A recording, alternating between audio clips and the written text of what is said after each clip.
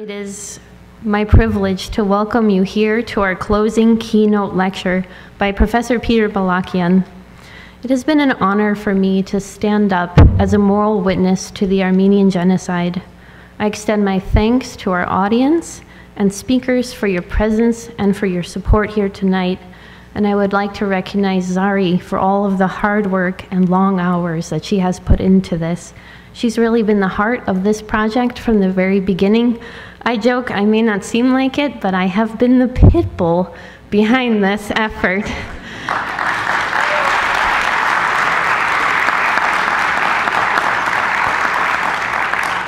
Thank you. I have my moment here. Many of you have said to me, Jennifer, when are we going to hear you? And this is my moment. And rather than take it to talk about myself, I would like to thank it to express my special gratitude to the Armenians here tonight and for the lessons that you have taught me throughout this entire process. It's been incredibly moving for me to watch you engage your history and to emerge so resilient under the kind of pressure that I never knew you faced. Experiencing it firsthand and being told by you how to toughen up. And many of you will recognize this conversation that you've had with me at various moments has been inspiring. It has been a powerful lesson, and I'm grateful to you. Thank you.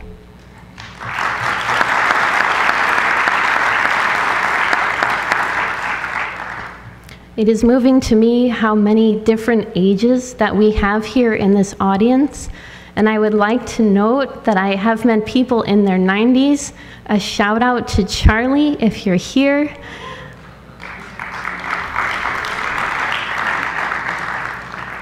And there's a little baby with us as well.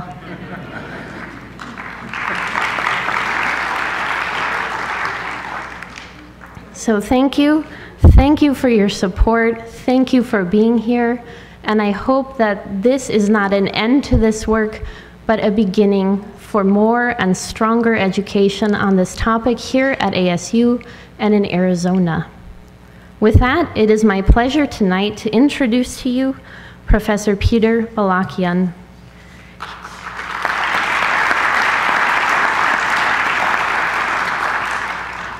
Peter is the Donald and Constance Rebar Professor of Humanities, Professor of English and Director of Creative Writing at Colgate University, where he's taught since 1980. He was the first director of the Center for Ethics and World Societies and was the 2012 recipient of the Splendlove Prize in Social Justice, Diplomacy, and Tolerance, joining the ranks of such recipients as former American President Jimmy Carter. Many of you know him from his literary work, which includes such books as The Burning Tigris, The Armenian Genocide, and The American Response, which won the 2005 Raphael Lemkin Prize and was a New York Times notable book. His memoir, The Black Dog of Fate, which won the prestigious Penn Alburn Prize and was named the best book of the year for the New York Times, Los Angeles Times, and Publishers Weekly. He's won numerous other outstanding academic awards and honors, including fellowships from the Guggenheim and the National Endowment for the Arts. We will have a question and answer session following this panel. Our volunteers, George and Afton, are up there.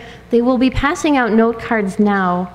So if you develop questions during the talk, if you would like to write them down, I encourage you to do so. They will be collected, and we will tell you the parameters of our Q&A session as well at that time. It is good for me to tell you now because of the amount of questions we tend to receive and because of the time limits. We ask that you ask one question per person. We realize many of you have more, but we hope that this will allow us to hear from everyone. With that, It is my pleasure to introduce to you Professor Peter Balakian.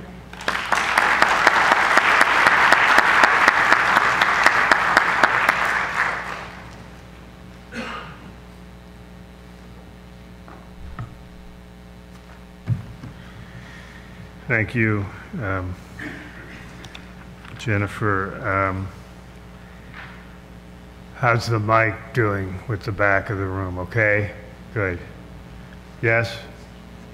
Everything good? A little louder? Okay.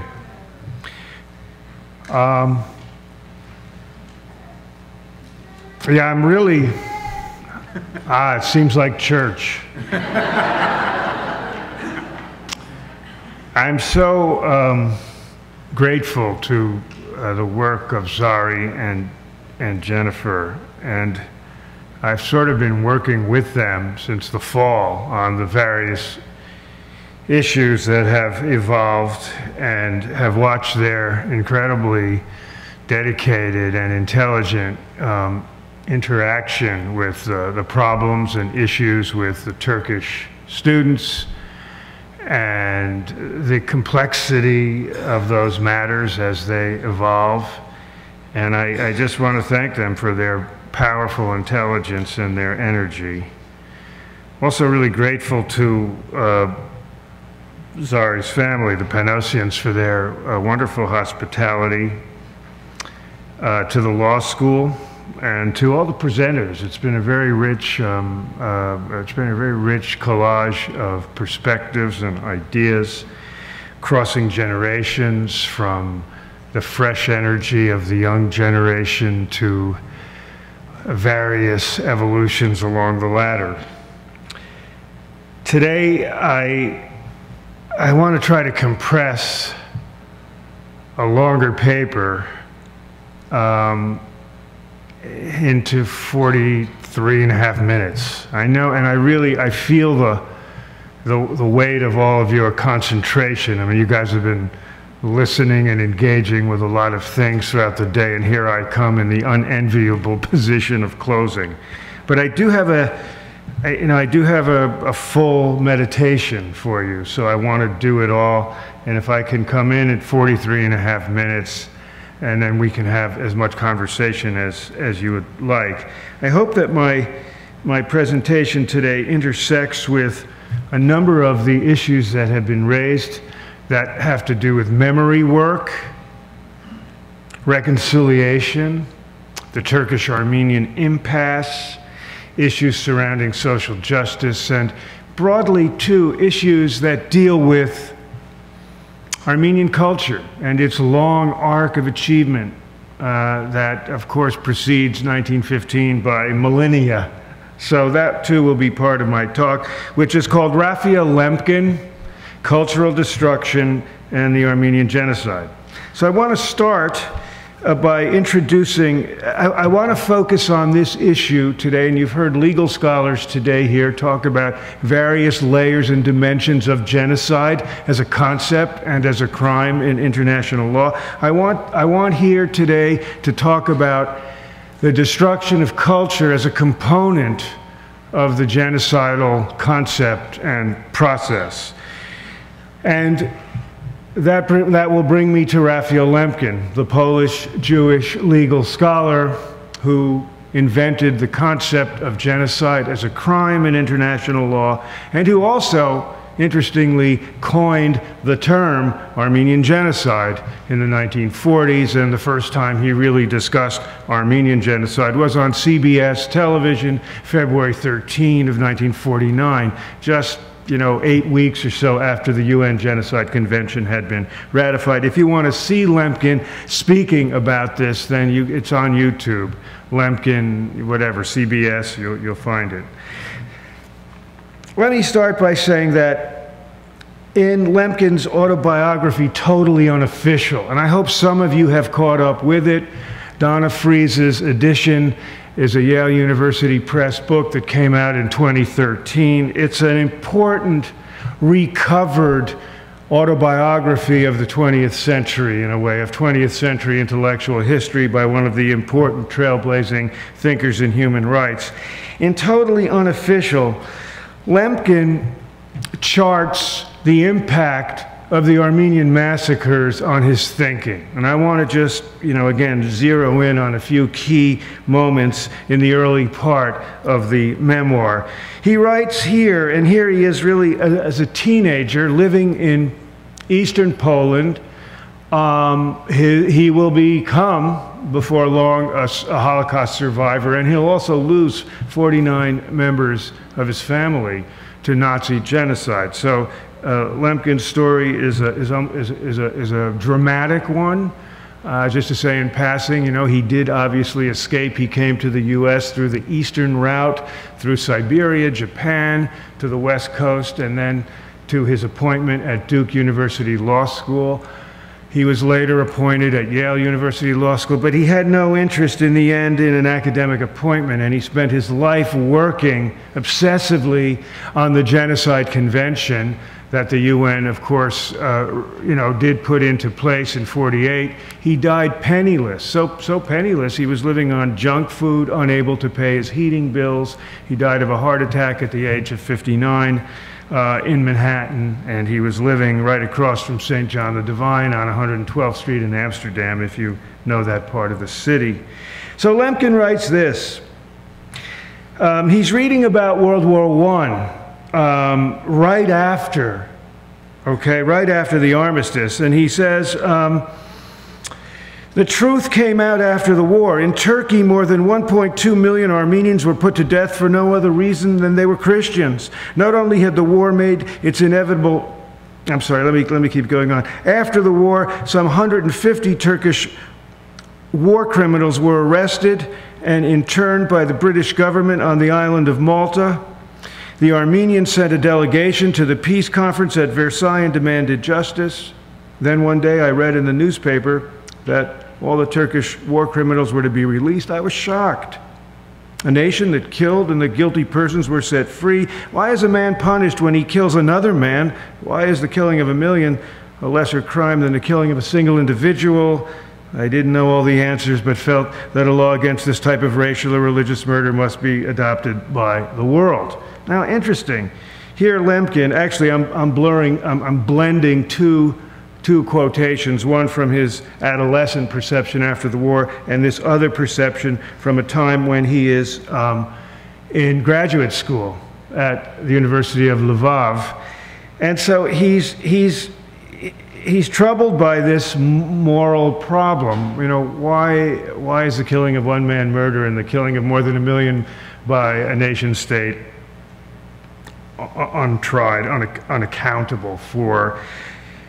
And in a sense, he says, I felt I had to pursue a law against this type of racial or religious murder. And I would call this a kind of moral threshold moment in his intellectual journey.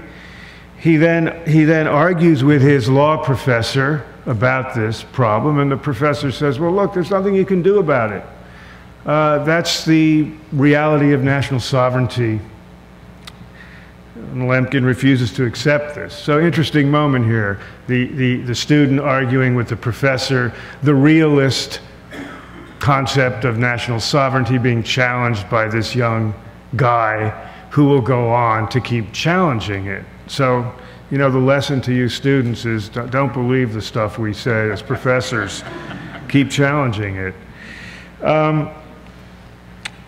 Okay, so then Lemkin goes on to note that the Solomon Tellurian trial in June of 1920, Tellurian, as many of you know, assassinated Minister of the Interior Talat in March of 1920 to avenge the massacres of the Armenians, including members of his own family. And this too had an impact on Lemkin. He writes the following. The trial of Tellurian in 1920 in Berlin is very instructive. A man whose mother was killed in a genocide case killed Talat Pasha. He told the court that he did it because his mother came to him in his sleep and incited him many times. Here is the murderer of your mother. You might do something about it. And so he committed a crime. You see, as a lawyer, I thought that a crime should not be punished by the victims, but should be punished by a court, by international law. Okay, so these are really formative moments in Lemkin's thinking. There's a lot more in Totally Unofficial. I wish we had it out there for sale, but nevertheless, you'll find your way to it. In 1933, Lemkin formulated the prototypical concepts that would intersect in his definition of genocide in the 1944 book, Axis Rule in Europe, that Taner Akçam talked about yesterday. Lemkin formulated two notions. One, crimes of barbarism, by which he was fundamentally referring to the acts of mass killing, the wiping out of people.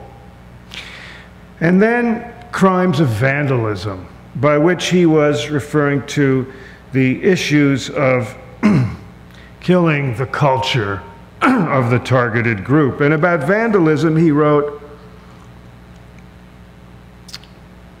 an act of targeting, acts of extermination, acts of destruction of culture and works of art. An attack targeting a collectivity can also take the form of systematic and organized destruction of the art and cultural heritage in which the unique genius and achievement of a collectivity are revealed in fields of science, arts, and literature. Lemkin would go on to theorize genocide as involving three basic phases of life in a human group: the physical existence, the biological continuity through procreation, and spiritual or cultural expression. Cultural genocide, he writes, can be accomplished predominantly in the religious and cultural fields by destroying institutions and objects through which the spiritual life of a human group finds its expression, such as houses of worship, objects of religious cult, schools, treasures of art or culture.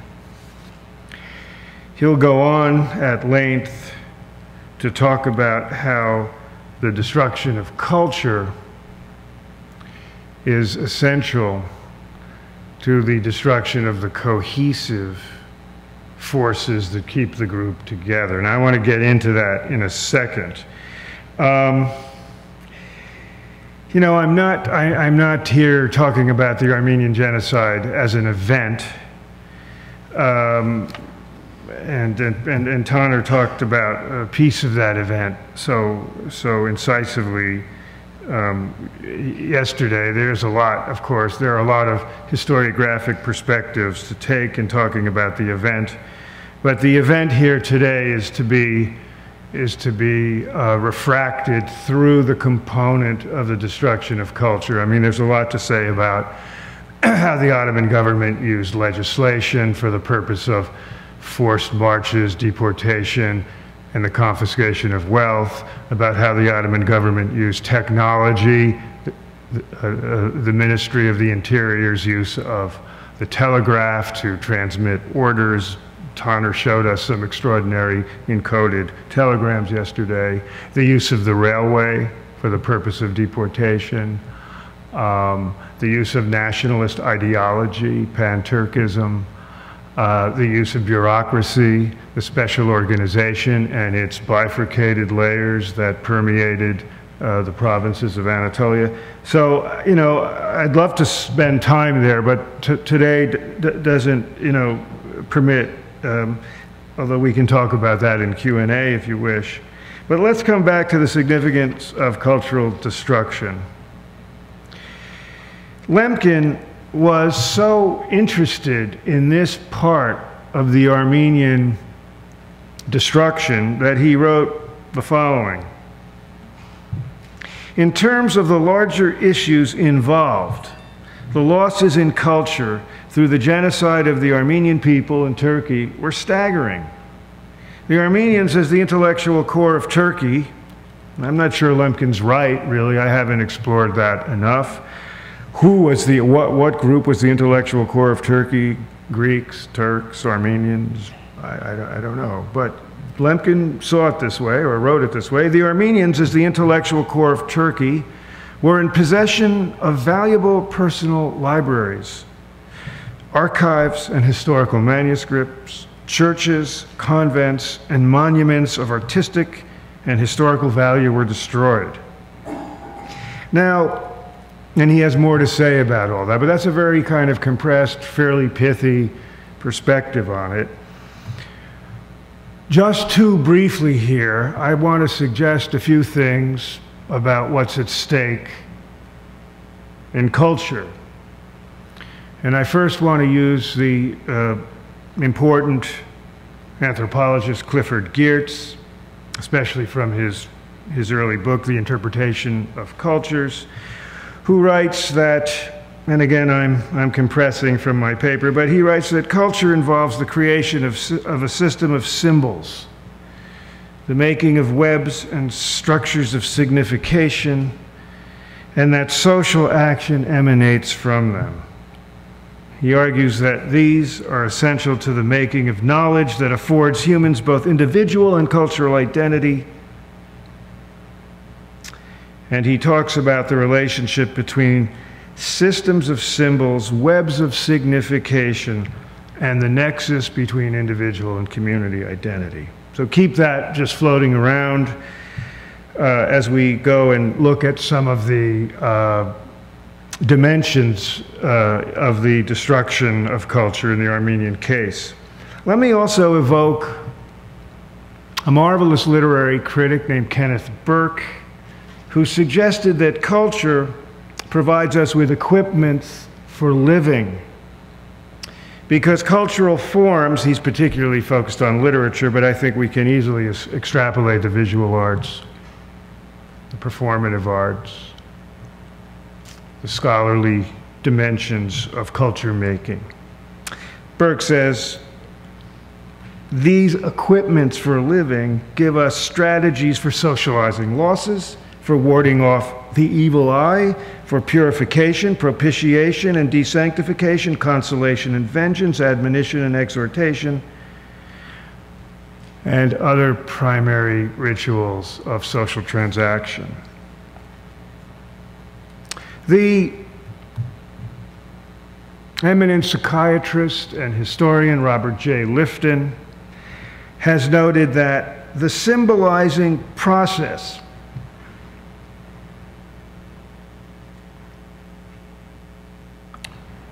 of human enterprise defines essential dimensions of human behavior and psychological development.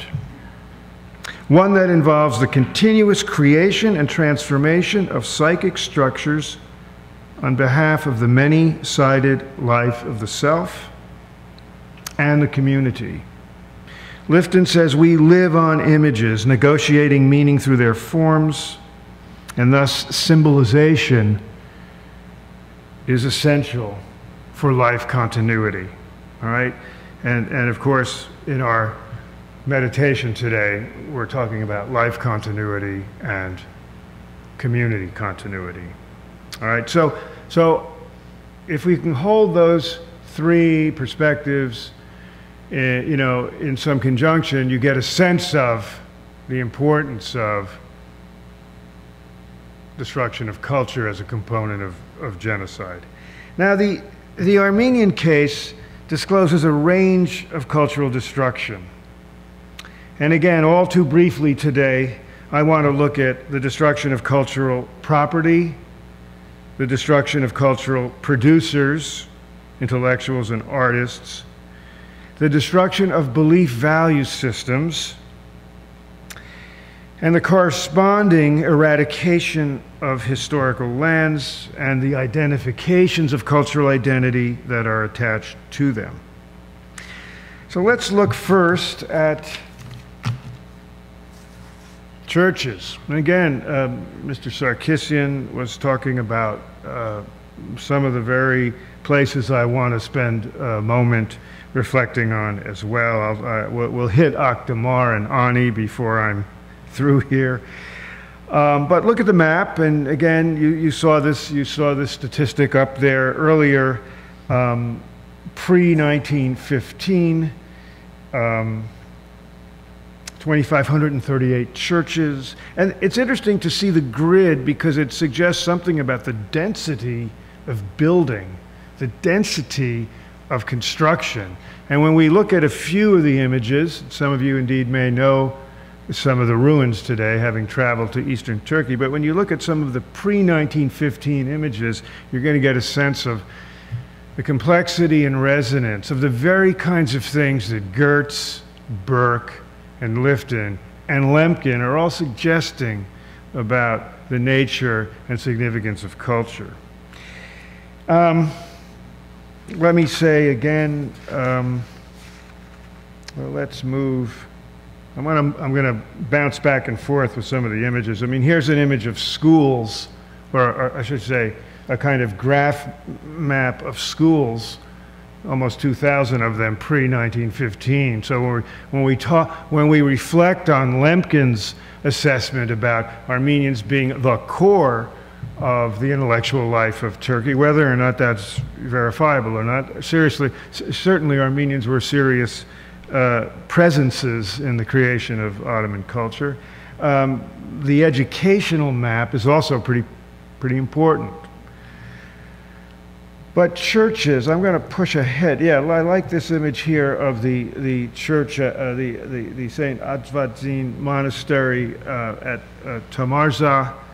If you know the photographs of Hawk Kacharian, and you should get all the books that Hawk has published, the images are quite extraordinary. He's spent years in Anatolia taking pictures of the remains of Armenian churches. But, you know, let's look at this pre-1915 image because it gives us a sense of the expansiveness, the communal engagement with the church and its surrounding monastic structures, the church as a nexus of human community. And fair enough to say, I think, that Armenian churches were not simply one day a week houses of worship. They were civic spaces where much of the life of the community occurred. They were repositories of every sort of antiquity, including sacred manuscripts, tapestries and rugs, icons and paintings, stonework, carvings in various media, and of course vital archives and records. Cultural artifacts in every Armenian church incorporated gold, silver, and precious stones. And it goes without saying that churches did embody a continuity of Armenian history and civilization. Lemkin again goes on in a number of letters, manuscripts, and official writings to talk about his feeling about the similarities of the destruction of Jewish synagogues by the Nazis and Armenian churches by the Unionist government. It's really interesting to follow that spool in Lemkin's thinking if you get interested in studying more Lemkin in relation not only to the Armenian event but to his whole thinking about genocide. Now, look, I'm going to show you some images as we pursue the PowerPoint here, but I just want to note that, you know, the churches were not only destroyed in 1915, but they were vandalized and appropriated in the decades following 1915. Some were converted into arsenals for artillery training. Others became barns or brothels. Successive generations would find other uses for them, and I have some images here today. An Armenian church in Aintab is a mosque. It was formerly a restaurant. One in Kayseri houses a martial arts community center. It's a fascinating image. It looks like a kind of gym inside of an Armenian church. You can't invent these things in fabulous art. Another in Idenchik is used as a garage. One in Trabzon is now a factory. And these, I don't know, if you could zero in on the appropriation of these spaces with care and some, you know, theorizing, you can do some really interesting work about the complexity of cultural remains in the wake of histories of mass violence, in this case, the Armenian case, of course. We'll come back to churches in a bit. I want to move to the issue of cultural producers, the makers of culture. All right, that's the kind of going academic argot, the cultural producers. The poets, the playwrights, journalists, teachers, scholars, academics, clergy, and so on. You know, April 24 is arriving before long, and the Armenian community has for decades commemorated the genocide on that day, because on that evening in Constantinople in 1915, the Ottoman government, through the police directorate, arrested about 250 cultural leaders, or we could say cultural producers. Very pointed demographic focus. What's the idea here? You pull the tongue out of the culture, you cut its head off. In other words, the idea is you want to silence the voice, because the voice has power in many ways. The voice is also a potential source of resistance, isn't it? So on that night, really a hugely important core, to use Lemkin's term, of Armenian culture was on its way to being expunged. Not everybody was killed, a few people survived, and it's worth noting that the act of arresting the cultural leadership in Constantinople was reproduced a couple of times throughout eastern Turkey.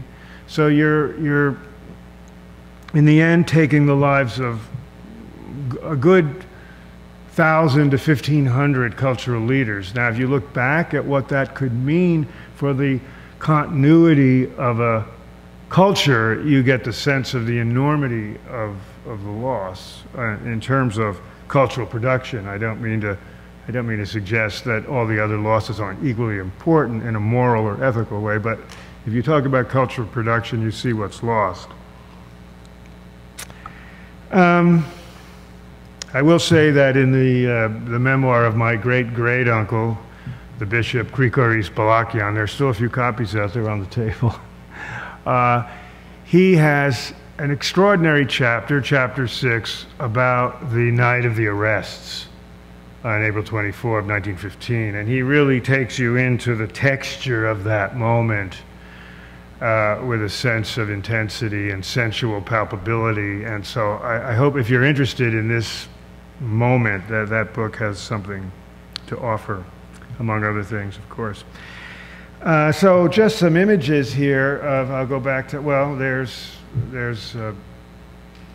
Balakian. I always say my family name with the old world pronunciation when I refer to them over there, and now over here we flattened it to the Balakian thing. But there is Balakian, there is Adam Yorjanyan, the poet Siamanto, killed along with other important writers, Krikor Zorab, Daniel Varujan, in the summer of 1915.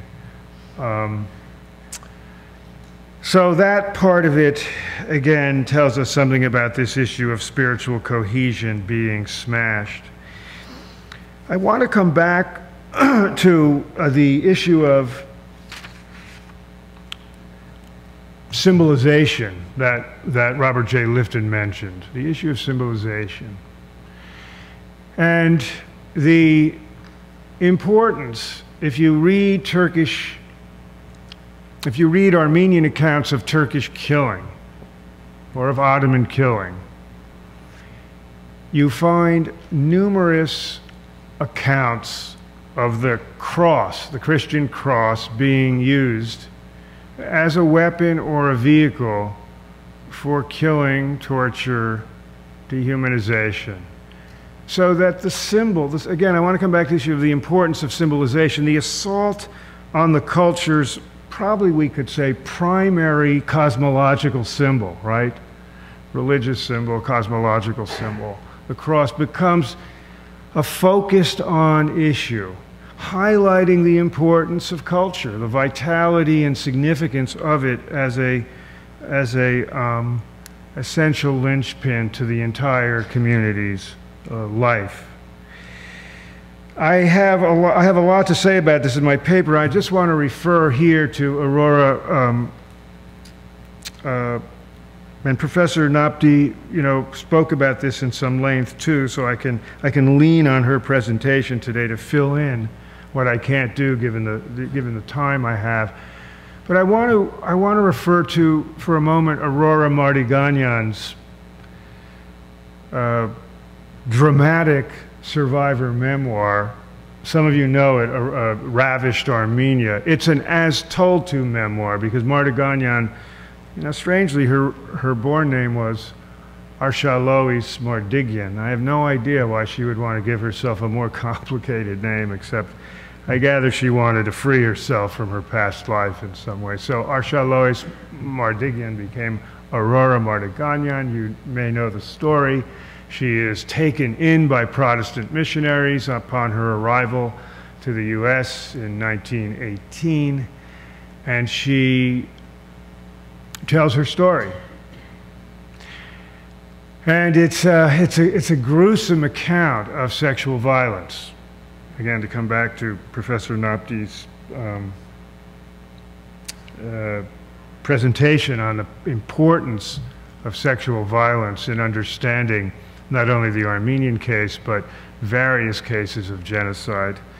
And the Armenian case actually becomes a prototypical exposition of the amount of violence engendered in this way. So there's a moment in the Mardiganyan story, there are a lot of things to pause on there, but vis-a-vis the symbolization of the cross, you may know they made, Oscar Apfel was the director of what probably was the first silent film about a human rights atrocity, Ravished Armenia. The Auction of Souls, the film was called in the UK, Ravished Armenia in the US. How many of you have seen the 18 minutes left of it? Have anybody seen the 18 minutes left of this? Okay, not many. So it's out there, and I think you can probably access it on YouTube. And I think if you buy Andrew Goldberg's documentary from 1999, The Armenian Americans, Andrew put that 18 minutes at the end of the show. So it's there, 18 minutes are left of it. Now at a certain moment in the film, the director has a dozen Armenian women being nailed to crosses. I mean, obviously this is a stunt thing for the movie, very melodramatic, very sensational. They don't look like women. If you see the picture that's reproduced, in fact, Adam Agoyan has a new edition. He's written the introduction to a new edition of the memoir. Very sensational. The women don't look like people who've been tortured and are about to be killed, but it's Hollywood. And the film makes a really interesting piece of cultural study, if you get interested in this. Aurora says to the director, she's been appropriated to be in the movie. So it's a really gruesome story, and she's treated horribly. She's brutalized by the whole process, and that's a whole story and post PTSD in a way. But at a certain point she says to the director, no, you have it all wrong. The Turks did not nail us to crosses. They made us whittle small crosses and then made us force them up our vaginas, and then they hammered them up. And she explained how women died of internal bleeding and torturing this way. Okay, it is really gruesome. It's painful to read, but again, I'm coming back to the importance of the appropriation and the perversion of the symbolization process. And I think the Mardiganyan narrative is one in many, many narratives of the manipulation of the symbolizing infrastructure of cultural identity.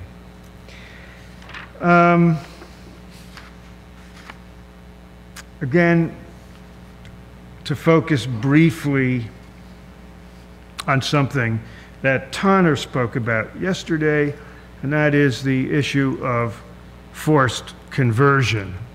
Now, for the purpose of my reflection today, what's so interesting about the issue of forced conversion, through which a couple 100,000 women and children disappeared? And in fact, I like what Vice Consul Charles Allen wrote in one of his dispatches back to Washington, D.C. He said, "The Armenians are being forcibly converted as a method of securing the disappearance of the Armenian race." So, one didn't need a definition of genocide here to articulate quite precisely the notion that forced conversion is a disappearing act, if you will, by confiscating, again, the cultural symbolism of identity, Christian identity in this case, religious identity. A further act of erasure is accomplished. Now, the issue today, just to say in passing, because it's really a quite exciting and complex moment inside Turkey, where many Turks are discovering they have an Armenian grandmother. And Fethi Çetin's famous book in Turkey, My Grandmother, became a rage because it broke the taboo on this issue in the story of a revelation, as her grandmother tells her near her death that she is indeed Armenian. So this whole now, the return, I call it the return of the grandmothers, is the result, of course, of the forced conversion, appropriation of Armenian cultural identity, and its, shall we say, its reemergence today is going to have interesting and complex, and I hope positive manifestations inside of Turkey. There are many accounts in the Bishop Balakian memoir of encountering recently Islamized Armenians. And when they see this Armenian priest, they are shattered.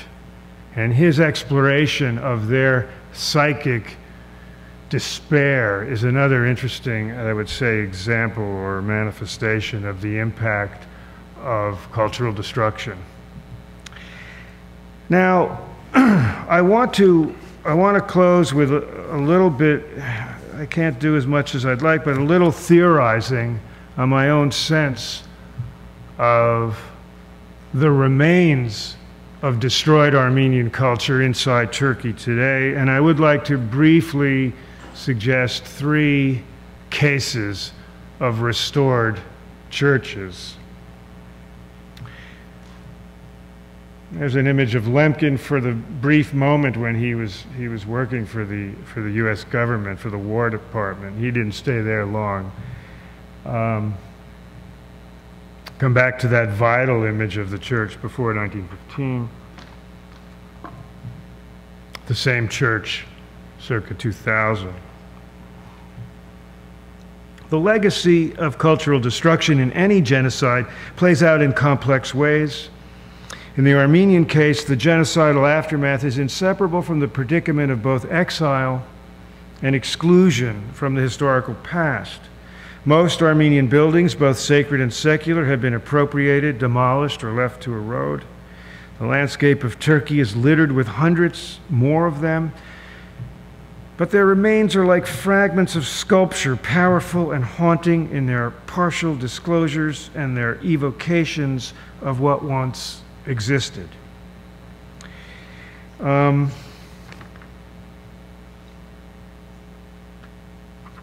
Let's look at the case of, let's at least note it, and again, Mr. Sarkisian noted it earlier, at Akdamar, the restoration of the church at Akdamar. Very controversial. In fact, I would dispute Mr. Sarkisian's account of the restoration being done well.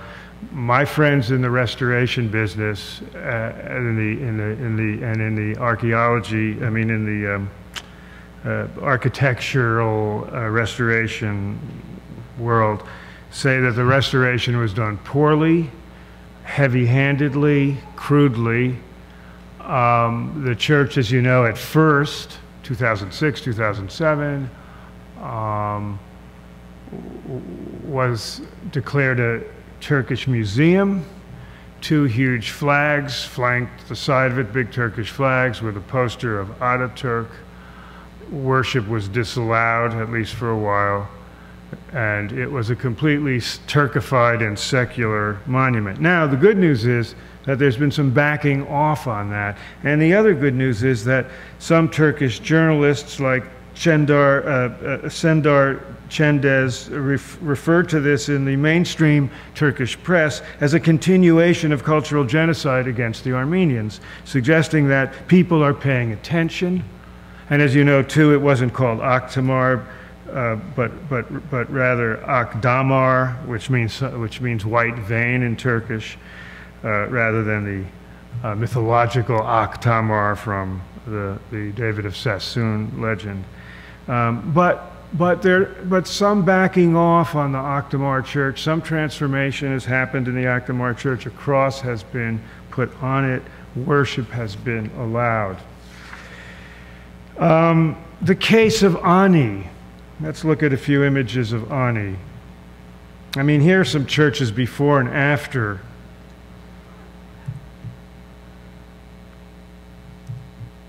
Case of Ani. Now, the case of Ani is an interesting case because here you have the equivalent, if I can, sketch it in broad brushstrokes, the equivalent of what Florence might mean to Italians. Ani means to Armenians. It's the great medieval city, the city of many, many dozens of churches, not 1,001 churches as its kind of nicknamed epithet says, but dozens and dozens of churches. The capital of the Bagratuni 10th and 11th centuries, a city of about 100,000 people, a prosperous trading city, really a major place, right? So today, the city of Ani is on the Armenian border, Turkish-Armenian border. If you go there, you're struck by, I want to come back to my little bit of theorizing to close out here, you're struck by what I call the exilic gap and the lockout syndrome. But there you are, negotiating the complexities of transnationalism's impasses. And you get into the grounds of Ani and you find not one sign bears the name Armenian or Armenia or Armeni in Turkish. Now what I have here, because at the time I wrote this piece and at the time it came out, the Journal of Holocaust and Genocide Studies was incredibly generous with the amount of color plates they gave me. You can find the longer version of this online. But at the time I put this, at the time I was writing this, the new signs at Ani had not come up. So the old signs were the blue signs, and I have images of the blue signs. No mention of anything even evoking the Armenian past. And here this became a sensational image. The Turkish Elle magazine fashion shoot at Ani, so that Ani, this complex and extraordinary emanation of Armenia's medieval history is a prop for, kind of doing fashion selling. And there's some really kind of racy images. I don't think the journal let me use some of the racier ones, but you can find them online. Had we time here, we could do some interesting semiotic analysis of these images, and you can do that. The cathedral, the Turdot Cathedral. Turdot, I like to think of him as the Frank Lloyd Wright of medieval Armenian architecture. As you may know, he was called to Hagia Sophia in the late 10th century to actually do the restoration on the earthquake-damaged great cathedral there. Okay, so Ani, so let me say this about the Ani. Let me update you just about the Ani predicament goes to the next place where white signage is put up, and on the fresh white signs, we start seeing words like Bagratuni Dynasty, St. Gregory the Illuminator, but no word of Armenia allowed, or Armenia, nothing. So, you know, you're engaged in a kind of interesting, almost Ionesco-like play. What's being signified? Who can read the evocations and nuances of what's being signified? And, you know, Turkish school children come to this site, and one wonders, what do they make of these buildings? I think there could be some interesting field work done here. Okay, but let me at least put the case of Ani before you, as there's been a little slow movement with the white signs and some of the new images, some of the new nomenclature, but still no Armenia. These churches are extraordinary. I hope you all get there, whether you're Armenian or American or anything. These are some of the most extraordinary pieces of building of that period. There's nothing like them in the history of Christian church building. And I don't say that with a sense of prejudicial Armenianness. I mean it. I think that's fair, and I think that's borne out in a lot of the scholarly work on the period.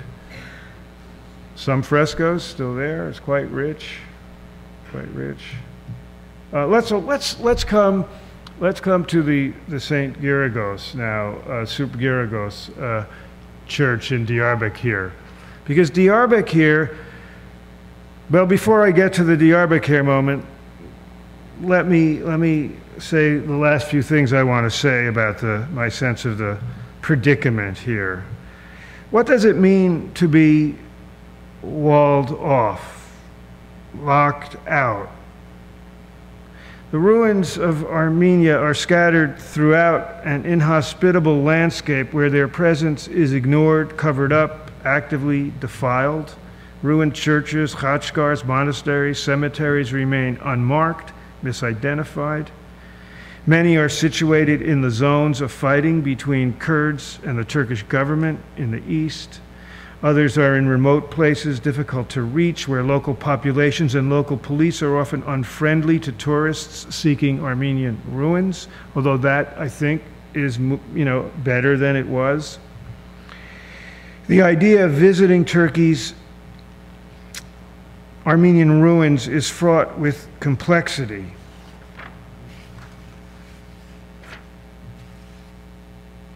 Looking on from Armenia today, one sees another aspect of the lockout predicament, not simply an absence, but an absence made palpably present in the ruins' ongoing erosion, in the government's political falsification, and in the place's haunting presence against, in the case of Ani, against the border. Whether an Armenian looks from across the border in Armenia, elsewhere in the Middle East, Europe, the Americas, Russia, Australia, or anywhere else, the ruins of Armenian culture inside Turkey today are captive sites to which Armenians have no organic relationship. The reality of distance from the ruins that continue to erode and disappear generates a sense of displacement from the history and the material culture. Not only does the exilic gap never close, but in some case the sense of loss grows with a strange dialectic of witnessing continual ruin. And those ruins embody a complex and layered dimension of loss. Inside Turkey, Armenian ruins represent a forbidden past, an irreclaimable history, a ruptured process of mourning, all inseparable from a paradox of what I would call an embodied absence. Okay, play with that idea, the paradox of an embodied absence. Okay, much more to say about all that, but let me close with a sense of hopefulness and a sense of things opening. Because my own visits to Turkey in the past 2 years have given me some vitalizing insights about some of the movement and some of the opening coming from a very passionate and committed segment of Turkish society. Taner Akçam is forever a leader in that segment of Turkish culture's movement. On the ground inside Turkey, there is a lot of activity, from the Turkish Human Rights Association to the organization Dürde, Stop Racism, to the Hrant Dink Foundation, to Osman Kavala''s Anatolian Kultur, and Kavala''s organization is really focused on Armenian remains and ruins and restoration. So with that in mind, let's close with looking at Surp Giragos, the largest Armenian church in the Middle East. Ruins, here the church bell tower of before 1915, a really interesting architectonic to evaluate. The remains of the church circa 2000, and the church restored 2012. It's a pretty impressive, restoration. Now, many of you know the story behind the restoration has something to do with the fact that the Ankara government was not involved. And the restoration happened as a collaboration between the Armenian Patriarchate in Turkey, in Istanbul, the Kurdish municipal community in Diyarbakir province and city, and the Armenian diaspora.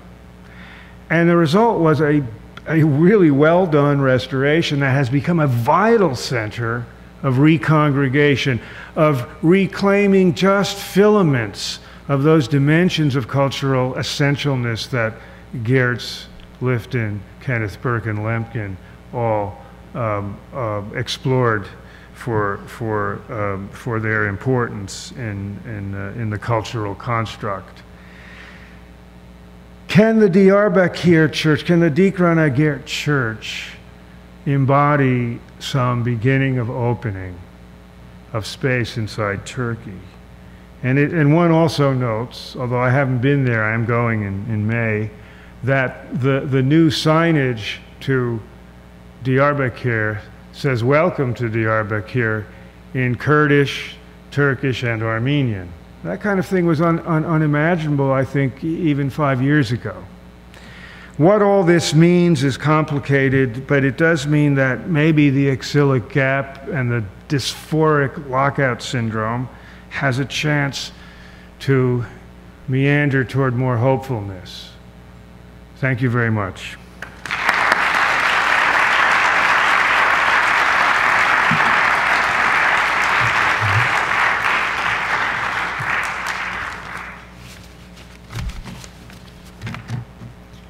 Our volunteers will be coming down the middle aisle. If you've written any questions, please pass them towards the middle, and they will be collected and presented to our moderator. The moderator for Professor Balakian's talk is Professor Robert Clinton from the law school. So thank you both, and we will hopefully have a wonderful Q&A section after this talk. Yes, it should work now. Testing. Yep. While the questions are being collected, I thought I'd exercise a moderator's prerogative and ask the first one, which actually sort of builds on where you left off. There were signs of hope. So I'm going to engage in a total fantasy for a second. That fantasy runs as follows: that the Turkish government decides that, like other governments who have tried to make amends, it's come time. And they quietly seek you out. And they want to begin a process of reconciliation and ask for advice on what they should do. What would you advise? Well, you know, I mean, I too would speak here in fantasy language too, because I don't speak for anybody, you know, but a kaleidoscope of perspectives. You know, there's in the Armenian community, there is a vector of perspectives on what social justice and restitution mean, right? There's a variety of perspectives. And I think when that moment happens, let's just say it happened, it would be very complicated for the Armenian community to have one response. So there needs to be a lot more work done. I'm going to speak to you, and you Please do. there needs to be a lot more work done. And I think, crucially, the Armenian Republic is a huge player in the conversation, because the Republic is the embodiment of the national survival, and it sits there on the eastern border with Turkey. So what the Turkish government should do should have a lot to do with helping the Armenian government sustain and grow into a continuing, evolving, strong, and secure country. I think that, you know, after the destruction and expunging of Armenian civilization from most of its historic soil, the 10% left in the northeast, the Republic today, certainly needs nurturing by the Turkish government. That would be something really, you know, I think important. What all that means, I'm not going to venture to say. I also think something that should happen at a very rudimentary level is that Ankara should cease the policy of stalking the Armenian genocide representation around the planet. That has to end. The idea that every time,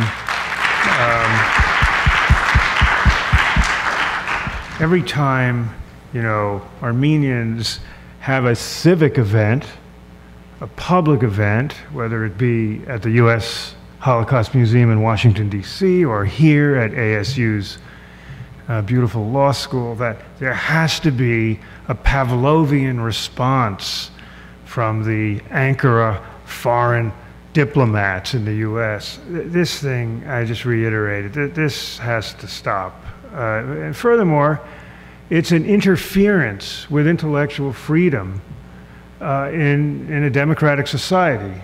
Now, I don't suggest that there was that our event was stopped today, but there are cases where TV stations don't want to touch it because they're doing self-censoring. There's a lot of self-censoring goes on when a foreign government bludgeons a general media population. And so the Ankara policy has to change on that. I'll just leave it with those two issues, the Republic and the cessation of this. Much more to say for about a 3-month convention among Armenians worldwide. Well, fine. Well, let me move from the fantasy land I created into the more practical and pragmatic. One questioner asked, can you speak further about being an Armenian visitor as a tourist to Turkey, safety, etc.? Well, there is so much to reflect on. You know, I never had any safety issues. At least if I did, I didn't know about them. And I spent a week last May in Kars and Ani. Emotionally, you know, it's bittersweet is one way to put it. You know, it's tough to take in the ruins. It's what I call this paradox of an absent presence, and the witnessing to continual erosion.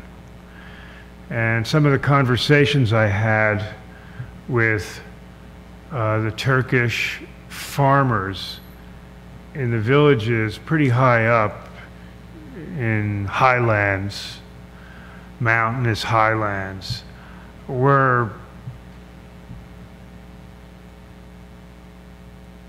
I want to use the word surreal in a way that you'll understand what I mean when I say they were disjunctive. They were overlays of repressed knowledge.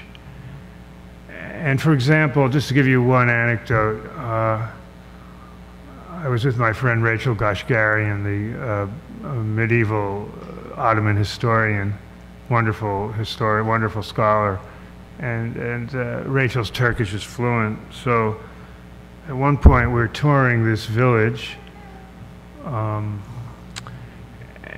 the farmer says,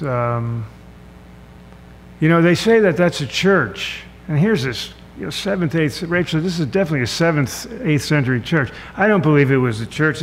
It's just a place where some rich people once lived. You know, we're not responding anyway. Then I can't respond, and Rachel doesn't want to respond. And a couple minutes later, you know, he says, every now and then, somebody finds a huge cauldron of gold in the ground around here. Who were those people that they were so rich they could just bury that kind of money in the ground and walk away? Now, these are really interesting narratives to hear. You know, they're interesting, they're rich, they embody some trauma, some anxiety, some false narratives. I'm interested in the fact that in a lot of places I went in that week in the Karzani region, the image of the Armenian as rich, the Armenian as moneylend, as rich, kept coming up. You know, it's very interesting to compare that with the anti-Semitic stereotypes of Jews in Europe. So I have to tell you, you know, you're asking me, I'm speaking very personally here, I would come home after these days in the field, doing field work of this kind, and just crash. I mean, I was emotionally wiped out. I would watch anything on TV. I didn't care what language. I just turned the TV on and zoned out. It was exhausting, frankly. So very important to go, very rich. I'm going back again in May, going to more Eastern Anatolia to see more of historic Armenia. But it's complex. You know, you're really, you know, there's something exciting about it, and there's something emotionally challenging about it. The next question moves back to the realm of speculation, not quite fantasy, but maybe alternative history. In your opinion, where would the Armenian and the diaspora Armenians be had the genocide not happened? Would we have scattered around the world?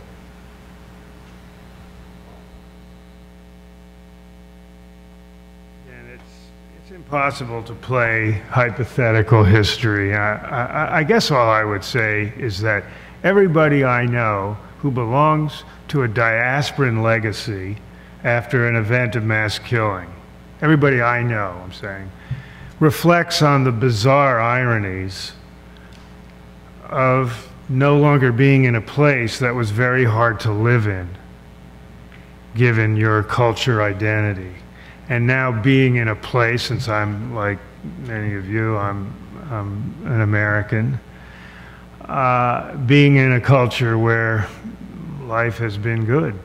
So those ironies remain, but I certainly I wouldn't try to imagine how life might play out had other courses of events happened in the second decade of the 20th century. But the irony is always there, the irony of complexity of historical legacy. The next question is more a statement, but I think is designed to elicit a comment.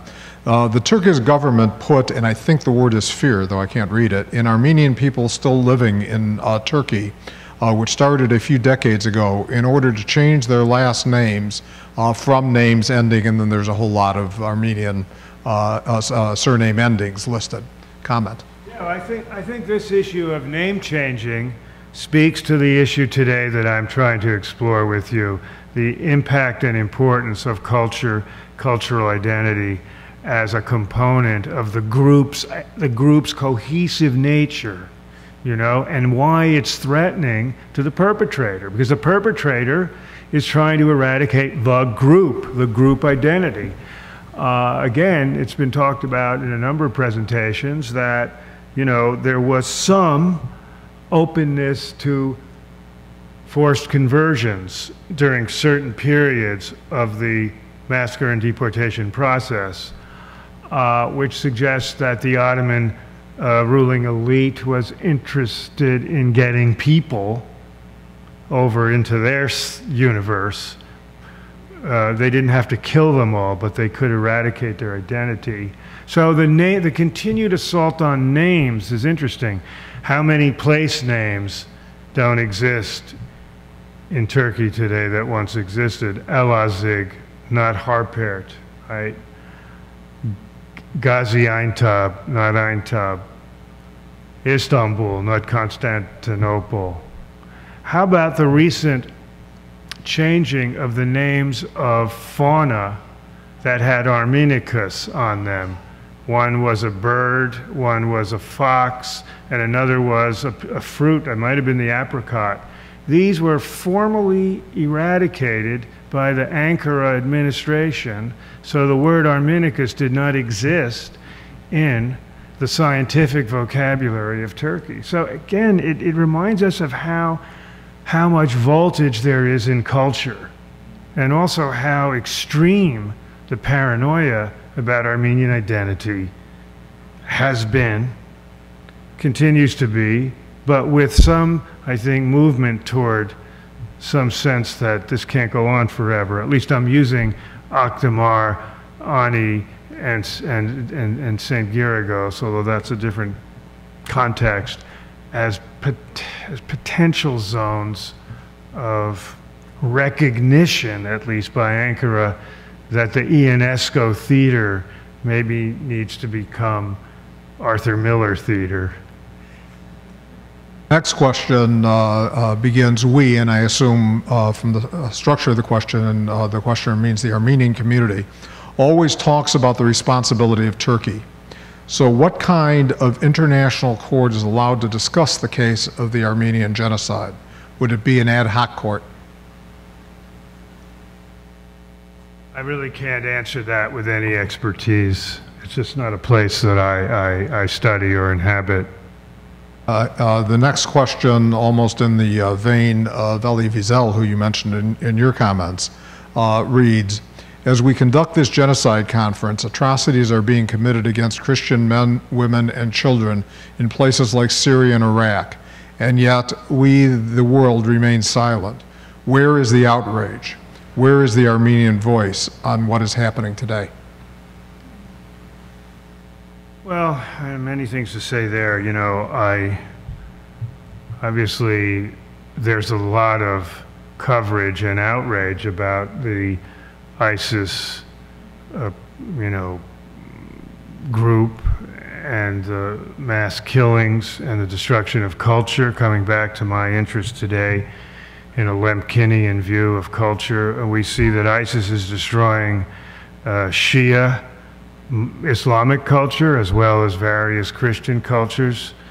I think that ISIS is a complex, multi-headed hydra that is not only focused on killing Christians, but on a kind of attempt to create a Sunni Islamic State. And I think that we have to contextualize all these events, all these political situations. It's a scary situation, and the violence challenges the international community to figure out the best interventionist responses. I can't really answer the question about Armenian outrage because I don't know how to test or measure that. I don't know if the Armenian Republic has issued any particular political perspective on ISIS. My own feeling is that the U.S. needs to engage in multilateral responses rather than unilateral responses. And these are complicated matters. They're not easy. I'm getting the high sign that we have time for one more question, though I have about 4 here, so my apologies to those whose questions I didn't get to. The last one is this. Not I, the questioner, would like to know your opinion of what was the reason that cultural genocide, and I use the term personally, ethnocide, for that, was or didn't become part of the Convention on Genocide. And what is the reason that till now there is no addition in the convention about cultural genocide as well as responsibility of the state and the loss of homeland? What is the responsibility? Of the state, and it says and loss of homeland. I assume they mean for loss of homeland. First, I would make the distinction here between cultural genocide and the way I phrased it today, which is the destruction of culture as a component of genocide. These things can be, understood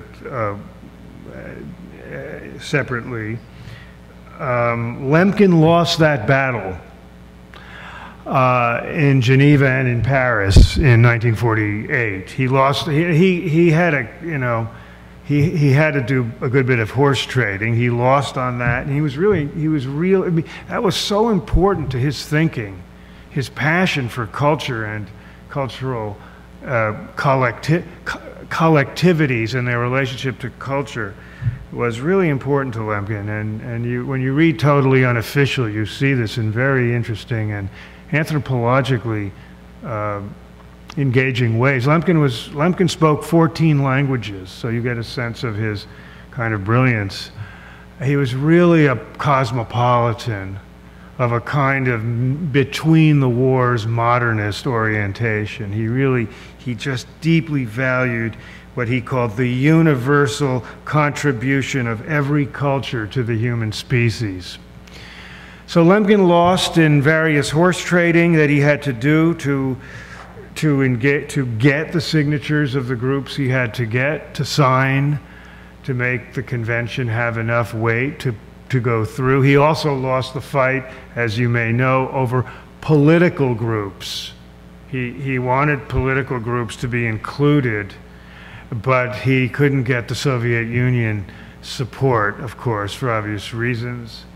As you know, the U.S. didn't sign the UN Genocide Convention until 1986, so the U.S. wasn't even in the conversation. So fearful and paranoid was the U.S. about, and justly so, about its treatment of African Americans and Native Americans, and especially in the depth of the Jim Crow era.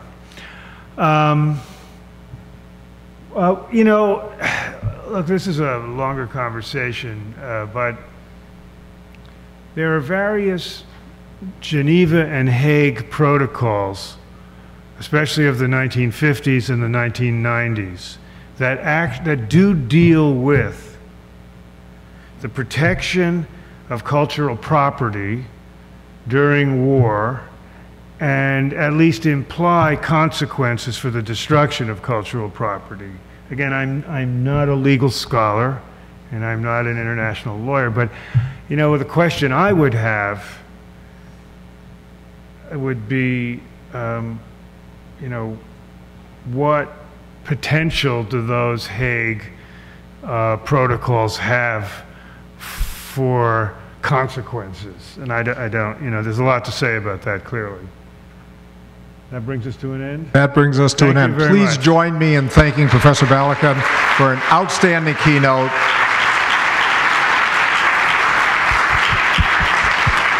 And additionally, as Ari comes to the microphone, let me ask you to thank her and Jennifer for organizing just an outstanding conference.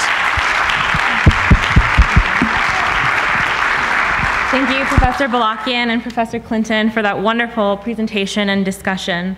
We would like to thank Professor Akjam as well, who spoke yesterday and gave a great presentation and wonderful perspective. We would also like to thank every single speaker and moderator who came out this weekend and discussed genocide. To everyone who whether you were a professor, an attorney, community leader, journalist, a writer, we are so fortunate at Arizona State University, the state of Arizona, with the participants of individuals from NAU and U of A, and generally the United States in a broader perspective, to have such a wealth of incredible minds that can come together and speak to all of these issues. We would also like to thank all of our law student volunteers who dedicated their incredibly busy weekends that they could have been studying for finals to be here and help facilitate this conference. So we thank everyone for being here. We'd also like to thank all of our sponsors, including the ASU Center for Jewish Studies, Center for Law and Global Affairs, Center for the Future of War, Center for the Study of Religion and Conflict, the School for Historical, Philosophical, and Religious Studies, the Malikian Center, as well as the Jewish Law Students Association, the Armenian American Student Alliance, the Armenian Bar Association, and the American Red Cross from the Greater Phoenix chapter. And also to every individual who contributed to our fundraising campaign to make this event a possibility. I would also like to extend our thanks to ASU Foundation, ASU Pitch Funder, Dean Alonzo Jones, the ASU Police Department, who's been present protecting everyone this weekend, and most especially to Emmeline Fox, who's the Senior Program Coordinator at the law school, without whose help this event would not have been possible. On a more personal note, I would like to thank and recognize the co-chair of this event, Jennifer Hammerschmidt, who is so dedicated to being a moral witness, not only to the Armenian genocide, but indeed to all cases of injustice that people face around the world. She's an inspiration with her intelligence, her compassion, and her dedication, and I'm absolutely awed by your incredible support of all of these things.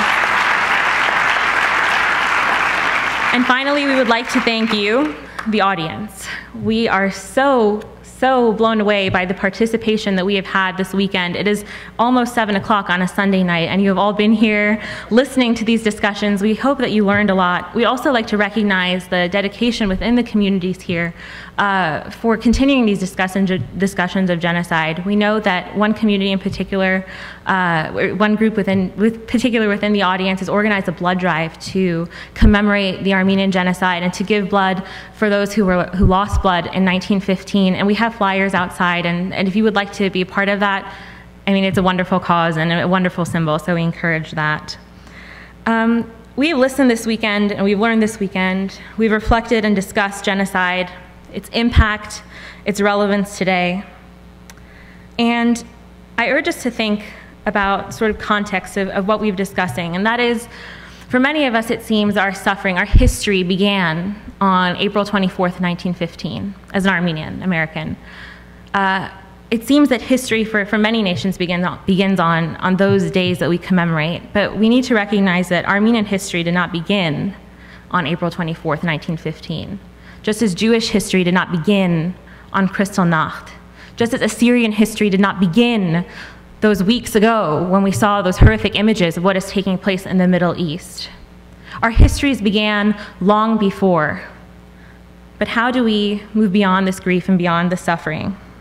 One thing that Jennifer and I were very conscious of throughout this entire planning event was the very city in which this conference is taking place. Technically, we're in Tempe, but more greatly, we're in Phoenix. Phoenix, a city named for that mythological bird with its vibrant wings, that breathlessly beautiful bird that was burned to ash, burned to gray, sooty ash.